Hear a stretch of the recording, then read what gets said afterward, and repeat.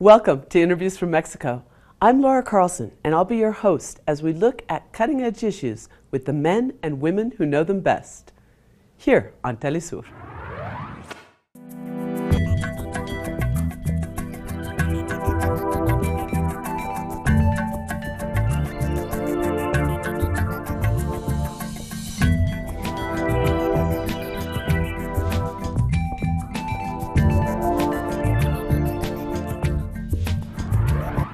One of the most difficult challenges Mexico's new government will have is to stem the rampant violence in the country. 2017 was the most violent year in recent history. Despite, or perhaps because of, the billions of dollars spent and thousands of forces deployed in Mexico's current security plan, the violence continues to get worse. In response, victims' families have been organizing to search for the disappeared and demand justice.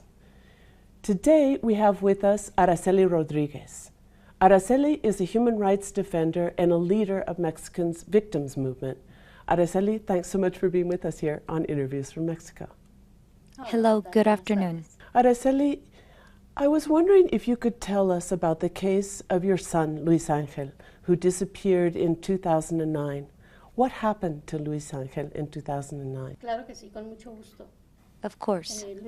Luis Angel disappeared el 6 de on noviembre November del 16, 2009 con 6 2009, compañeros with más 6 of his y colleagues un civil. and a civilian. Desgraciadamente, los Unfortunately, mandaron a they una were sent to do the protección federal federal, a protection la in Secretaría Ciudad de Hidalgo, Seguridad Pública Michoacán, by the Municipal en Public Ciudad Hidalgo, Security Michoacán, Secretariat, pero no les dieron but los they medios weren't giving necesarios what para they llegar a needed su to get destino. there. He's a police officer.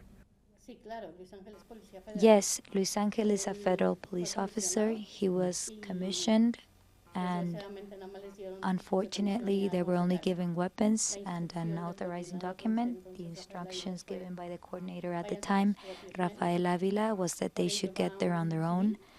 Que es So they contratado hired a por civilian along with the federal police to take them, to bring them safely to their destination. Unfortunately, on November 16, 2009, according to an investigation, they were ambushed around 3 in the afternoon by the so-called Familia Michoacana, which is now called the Knights Templar. They were taken away, kidnapped, and the investigations say,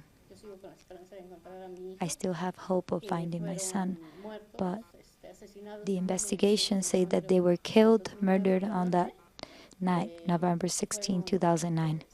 They were shot. My son Luis Angel was shot first, and then his colleagues were shot. Then they burned the bodies, but they had trouble burning the bodies, so they put the fire out. I don't believe that part of the story at all. So first I light you on fire, but you don't burn up. So I put the fire out, and I cut you in pieces. They say they want to get access and chainsaws. And then after cutting them up, they put them in acid and light them on fire again. That took all night. The burning of 8 lives. They felt like they owned these 8 innocent people. And a lot of the blame goes to the federal institution for sending them there without protection. Of course, it's a terrible story. And I know that a lot of this investigation you actually had to do yourself, right? Yes, of course, since the moment I realized that Luis Angel hadn't communicated with me and I couldn't get in touch with him, it was that November 16th, 2009 at night. I already had a feeling that something was wrong. My heart was telling me that things weren't right because the civilian, Sergio, he lived 2 blocks from my house. He was very close to Luis Angel. That's why he agreed to take them, because he wanted his friend to arrive safely to the federal commission. And, well, the story started off badly. 6 days later, the federal institution supposedly realized that there were 7 federal police officers 6 missing. days. That's right. The mayor of Ciudad Hidalgo, Michoacán, Pedro Tello, who was expecting them on November 16, 2009, to choose one of the federal police officers to be the director of the municipal police of Ciudad Hidalgo. He was expecting them that day to give them the assignment and he Y una didn't misa que report no it llegaron when los they didn't show federales. up. But Pero también at the en command el centro center de in mando de Iztapalapa, el in coordinador, Mexico City, the no se percata coordinator que no didn't tenía realize los that he had policías, o lost sea, the que los policías officers. habían The desaparecido y nadie officers had sabía de ellos. Entonces, disappeared para and mí no eso one es knew una anything gran about them. So for me, descoordinación that's a big lack of coordination between entre the different las diferentes agencies, both dependencias, from the tanto del federal gobierno de government Michoacán and the como Michoacan del state gobierno government. federal. Did you feel like it was a lack of coordination, or at what point did you begin to feel like there was a cover-up going on? Well, Pues yes, sí, y and hasta el día to de hoy this sigo day, pensando que I still jamás think tuvieron that they coordinación, were never ni coordinated. They planeación never en planned, mandar a well, 7 when policías they federales decided to send a un 7 municipio tan federal tocado police por la officers delincuencia to a city organizada that was en esos so momentos, affected by porque es organized cuando crime. se da el At mentado that michoacanazo, point, cuando se traen a because todos it los was right presidentes after what they municipales called de the Michoacán, Michoacanazo, when porque all of the majors in supuestamente Michoacán estaban were vinculados arrested a because las mafias, al supposedly crimen they had organizado links allá. to the mafias, Y en to ese momento es organized cuando crime mandan a there. los policías y sin So it was protección. right after Y that entonces, pues that they sí, sent la mala these planeación, la mala federal police coordinación, there with no pero protection. también ellos So fueron yes, amenazados there por was su bad jefe planning, a inmediato, lack of el coordination, but comandante they de la were ahora also extinto threatened by their agrupamiento 21 immediate boss, de RAI, the, de Fuerzas Federales, the reacción commander of inmediata. the now defunct El comandante que Group 21 of tenían, the Federal Forces, Rapid Raimundo Agustín Response. Hernández The Guzmán, commander they a had, mí Luis Raimundo Ángel me Agustín dijo Hernández que cuando fue Guzmán, a recoger Luis su Ángel oficio el told me 14 de that noviembre del when he 2009, went que to era get his sábado, assignment on que su November comandante le 14, había dicho muy 2009, enojado which was a que de su Saturday, cuenta his corriente no commander llegaba a told su him destino y su madre angrily ni el seguro that iba he a would poder be cobrar. responsible if he didn't Palabras get to muy his fuertes. destination, that his mother wouldn't be able to collect Y life así, insurance. cuando nos Very strong conocimos las words, familias definitely. hasta el So that 21, was it. hasta el When we met the 23 de families, it noviembre del was until the 2009, 21st, es until que November entre las 7 23rd, familias platicamos 2009. y The coincidimos 7 que todos families, habían amenazado we el mismo talked with each comandante de other, and diferente all of the manera, y missing ellos no officers llegan, had been y hasta el threatened día by de the hoy same commander in no different sabemos nada de ways, ellos. and they Precisamente hoy hadn't mi hijo arrived. cumple un año And to más this day, we know desaparecido. nothing about them. Today marks another So year that my sorry. son is missing. This commander, why was he threatening these people? His own police under his command? Well, sorry, to correct Bueno, myself, I perdón, meant another corrijo, un month. mes I más think I said desaparecido, another creo que year, dije one more un month mes from más when he desaparecido. disappeared.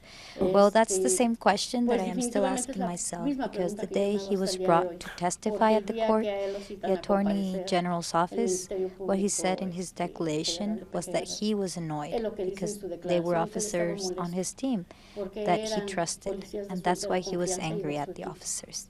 que es por We ello asked que él them, estaba we molesto were con able los to send policías. Lo questions to the cuestionaban prosecutor for them por to medio ask de him, nosotros con but preguntas why el did you Ministerio threaten Público them like that? escritas en Well, una it hoja, wasn't a threat, el it was Ministerio just that I Público le was angry. pregunta, And it pero turned ¿por qué la out to be amenaza hacia ellos? humanly Es que no fue impossible amenaza, to es que yo estaba investigate that molesto. commander. Y no The hubo poder families, we humano made que several investigara reports against al him, comandante. first to Yo the Attorney con General, las then to familias a police denunciamos internal en review muchas body, to the instancias, National Human primeramente Rights el Commission, PGR, to the después police en el órgano interno inspectors, de to control de so policía many federal, different en government asuntos offices. internos, en We've done CNDH, en la everything, Inspectoría everything General, humanly possible to find en out who diferentes is instancias responsible. gubernamentales. De verdad hemos Because hecho there were todo, suspects. todo lo humanamente More than posible 34 members por of the encontrar a Knights los Templar responsables, were porque arrested for the culpables incident. había 18 of them más were de 34 directly personas accused of the detenidas de los kidnapping and caballeros disappearance templarios. of the 7 federal Por el police hecho, officers, 18 of which my directamente son Luis consignados Angel por was one, and the civilian. por el secuestro y But desaparición de los 7 policías unfortunately, federales I y have el realized civilian, that there mi is no hijo Luis Ángel. justice. Justice doesn't exist Pero because 4 of them have had been desafortunadamente me doy released. cuenta que Unfortunately, I have realized that there is porque no han salido justice. libres Justice 4. doesn't 4. exist El because viernes me 4 of them me have been notificaron released. precisamente 4 el of them. viernes pasado On Friday, I que was se liberó a notified otro last víctima Friday de that Luis Ángel, another of the people who argumentando did el this juez was y el released, magistrado which the que judge and por magistrate la mala puesta a justified by disposición saying con that the dilación del federal Policía police Federal, quienes los had presentan al mishandled the Ministerio case, Público that they were brought con before the dilación de judge without a tiempos, delay, están so they saliendo had to be libres. released. For technicalities, it must be so frustrating. This tragedy, how did it compel you to become involved in the broader victims movement?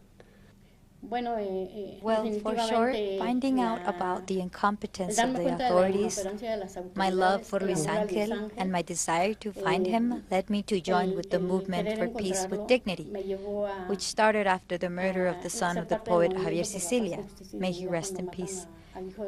It was a movement founded by victims for victims. The poet Javier gave a voice to thousands of victims across the country. We were empowered, and we went out to the streets to yell, I have a disappeared son. I have one too. Right? We got the courage to go out and yell about what was happening here in Mexico, that there was a humanitarian emergency. At that time, I joined Dialogues for Peace with former President Felipe Calderón.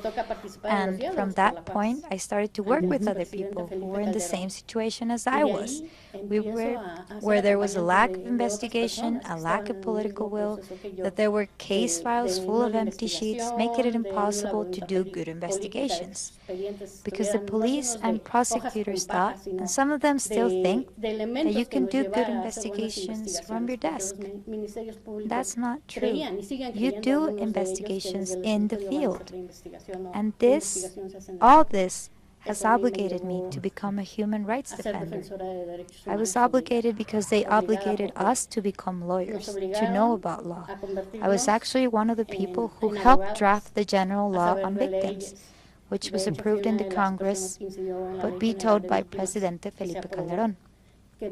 And then Peña Nieto, when he became president, approved the law. But we are definitely still working. The families who have been able to empower ourselves, like me, they turned us into human rights defenders. And this isn't over. And it hasn't ended because of the impunity and corruption which still exists in our country.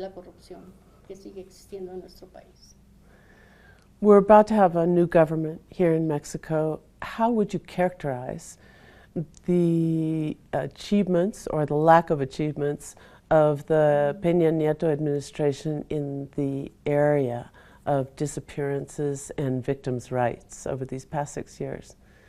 There is definitely no political will to figure it out how to do things, instead of leaving things as they are. The proof of that is that we now have a general law of forced disappearance, and disappearance committed by individuals and government officials have said, well, we already have a law. No, that's not the way it is. The law belongs to the citizens, to us, the victims. We were the ones who created this law. We created it through workshops, through conferences, with more than 40 organizations, more than 50 collectives across the country. This law is ours. It belongs to the families, because we always said that as families we didn't want absolutely anything. Thank God the general law on disappearance was approved, but there's definitely still no political will. The steps haven't been taken for the law to be really implemented. And without those things, obviously, the law is practically stalled. We have a National Citizen Council made up of our supporters, including academics and researchers. But definitely, we can see that the law hasn't been implemented, and that nothing will change as long as there is corruption and impunity. And I know I'm repeating myself, but the prosecutors aren't doing their job. You go, make a report, they give you a receipt, but they don't give you a case number, and the days go by. They are betting on the families getting tired. It's as if you went to make a report and they say, but are you sure you want to make a report? Aren't you afraid that you'll get killed?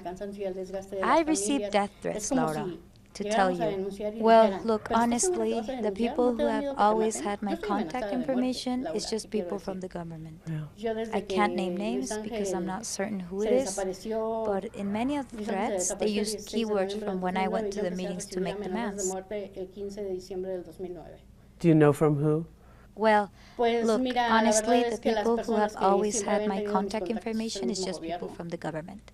I can't name names because I'm not certain who it is, but in many of the threats, they used keywords from when I went to the meetings to make demands. They were like, for example, when I went to the Dialogues for Peace with Felipe, ex-presidente Felipe Calderón, I said I was able to make contact with Genaro Garcia Luna and Felipe Calderón. I was able to do it in the Dialogues for Peace. When I asked for a meeting with Secretary of Defense Genaro Garcia Luna, even though he hadn't met with anyone in 6 months, he met with me and other families of victims a few days after the dialogue. But only to me,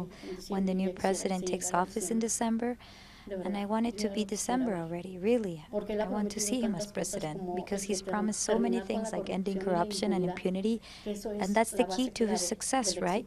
Because we are still living through processes of corruption and impunity. Look, Laura, I have a case about a very close relative on July 8th this year in the Central Market in Ecatepec. She was accused of stealing a wallet that was never even stolen. But instead of taking her to a court so she could prove her innocence, what the police who arrested her, they were from CUSAEM, which is a very strange institution. It's basically a body of security guards, but it's strange because they're not from here or there. They're a part of the Citizen Security Secretariat. But they're security guards, so they don't know what they are. But what they did to my political niece is nice to hear about. It was very bad. They took her and her brother to the CUSAEM offices. Instead of taking them before a court so they could defend themselves, they beat them, tortured them, they shocked them. So she would confess to... While her brother, so they would admit to stealing something that wasn't even stolen. And the wallet, they said, had 750 pesos in it. For her to get free, they asked for 2,000 pesos. So from that point, you can see clearly the abuse of authority, extortion, illegal arrest, and torture. When we went to make a report to the anti-corruption prosecutor, the only thing they wrote down was abuse of authority. So these are police, somewhere between private and public in some Netherland of a legal void, that are committing these crimes against a citizen. That's right. And I would say with confidence that this isn't the only case, and it won't be the last case. Why? Because there's nothing stopping it. Because the anti-corruption prosecutor, I think they should do more rapid response. You make a report because they beat her and they extorted money from her, but there's no immediate reaction. They say they're going to investigate. So what are we talking about? When is corruption going to end? Will we just wait for the police to leave and there won't be any punishment? Well, in my case, at least, that won't happen because they did something to my family again. Today, my niece can't get out of bed, Laura. Sure. They kicked her in the stomach, in the pelvis, until they got tired. They left her with a cervical sprain. They pulled her hair out. They shocked her. Really, it's not fair. And there's still nobody who's been arrested for this. No, and no one's been arrested. The only concrete thing we have is a receipt for the report we made. We don't even have a case number, so that the State of Mexico Victims' Rights Agency could give my niece psychological treatment. She needs a case number. So do you see the level of incompetence of the anti-corruption prosecutor? It hurts, and it makes me angry, and I felt that anger again when this happened to my niece. Even though I've been in this for a long time, but it touched my family again. And this is a specialized force that's supposed to be against corruption in the other forces, and they don't do anything. López Obrador has said that he's going to end impunity exactly of this kind, but what can he do if there's so many people who are perpetuating it every single day in cases like this and hundreds others throughout the country? What I would recommend to the new president who is waiting to take office, I would recommend that he clean the structure. That's what he said he would do. And he is the head of the structure. If he cleans up the heads of all the government agencies and he puts new people there, but people with a professional ethic, people with good preparation, I'm sure that López Obrador is going to do a good job. But if López Obrador leaves those people at the heads of the agencies, those people who haven't served the institutions well, and I'm not talking about the people at lower levels, because the government employees who are at the lower levels, they do their jobs well. The issue is that a lot of times the incompetence comes from up top. And between bad coordination, bad planning, the issue is that a lot of times the incompetence comes from up top. And between bad coordination, bad planning, coordination, and collaboration, the only people left behind are the victims. Because while the different bureaucratic cells fight with each other, well, the disappeared don't appear. más there are more desplazados, and más more migrantes, disappearances, more and more desaparecidos en feminicides, more and more tránsito, human y trafficking, more la disappearances of ciudadanía migrants and the definitivamente citizens. estamos viviendo una We are crisis definitely humanitaria living through a en México. humanitarian crisis That's in pretty Mexico. much recognized on an international basis that there's a human rights crisis and a humanitarian crisis as a result of what's going on here. In addition to purging individuals who are not doing their job or who are actually committing crimes, it seems like there'd have to be some prosecutions as well, no? Well, of course, and Y I was hoy me happy dio to mucho hear gusto that que today, escuché que that they are going to change the van a cambiar Constitution algunos to temas de la take away immunity Constitución from the president para if quitarle he el fuero al commits crimes, presidente so de la that he República can si be comete investigated. actos That's very good, Laura, because if we don't make an para example investigarlo. of public Eso es muy servants who bueno, commit Laura, crimes, porque mientras que no neither se pongan impunity or castigos corruption ejemplares will end. a los servidores públicos que A cometan clear un case delito, of that is the torture of my niece. no va a acabar ni la If impunidad they ni la had really corrupción. wanted to help, they would have acted. Caso clave, They would have arrested the police la officers tortura que who committed cometieron the con crime and mi put them in sobrino. jail. Si hubieran querido de Then verdad they could trabajar y have tener reacción had a chance to, inmediatamente, to actúan, defend themselves. van y detienen a But what they los said is that policías now, with que the new cometieron el accusatory delito criminal y justice los ponen a system, you disposición. can't Adentro, do pues, que those les brinden, things. pero lo que dicen What I es que think ahora is con el that nuevo they've sistema de never been justicia able to penal do anything. acusatorio, hay They've cosas never que no been pueden able hacer. to have a Yo lo quick que creo es que response, nunca han and podido that's hacer why nada crimes con reacción aren't inmediata. resolved. Y por eso los delitos no se esclarecen. And so these kinds of prosecutions, including to the presidency, if they change the Constitution to make the president open to prosecution in serious crimes, would send a message that could conceivably begin to change this culture of abuse that exists on every level. Por supuesto, y muy positivo. Y nosotros, Of course, it's very positive. And us, the people who are victims, there are thousands of us. That's what we say. We need to make examples of public servants who commit crimes, and they can defend themselves, Laura. I know that. Listen, my son is a disappeared federal police officer, and I know that there are good police and bad police. But the bad police, well, they should be investigated, punished, and go to trial. And if they want to defend themselves, they can do that. But what's happening? There are no sanctions, no punishment, and they don't stop corruption. So this is leading to more and more crimes being committed by the police because there has never been even one exemplary punishment. That's been the history. No matter what happens from above with the laws and with new practices, there's going to be an important role for people like you, defenders of human rights, and the victims movement. How do you see that role going forward? Well, honestly, I embrace this role, and I think we will do a good job because we, the human rights defenders, the victims who get death threats, we are the ones who show our faces and confront this day to day. So we confront it, and we always leave our houses crossing ourselves because we don't know if we're going to come back because we've been nuisance to those in power, and the protection we've gotten from the government has been minimal. There are government officials who have up to 16 bodyguards, and they don't even use them. There are former officials whose children still get protection from bodyguards of the Criminal Investigation Agency, when it shouldn't be that way. And the people we are confronting, the investigators, the people who talk to every day, accompanying victims to keep investigating, what else happened? And the people we are confronting, the investigators, the people we talk to every day, accompanying victims to keep investigating, what else happened? What should we do? What's next? We ride in simple cars if it rains. For example, for me, if it rains right now while I'm on my way home, I live in Ixtapaluca.